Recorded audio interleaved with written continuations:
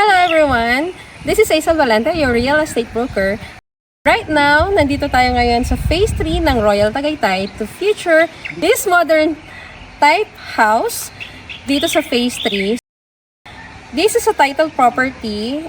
Fully fenced na siya. The lot area is 226 square meter and the floor area is 245 square meter.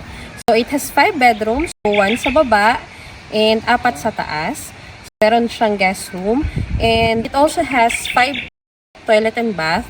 And good thing here, this property, nandito siya sa may alley. So meron pang extra space. Kung gusto niyo mag-garden, po pwede. Yung isang magandang feature niya and kung mapapansin nyo, napakatahimik ng lugar na to. By the way, this property, this community, meron siyang sariling clubhouse also. So kung meron kayong mga events dito sa bahay, pwede nyo rin siyang ganapin sa clubhouse natin. So, it has swimming pool also.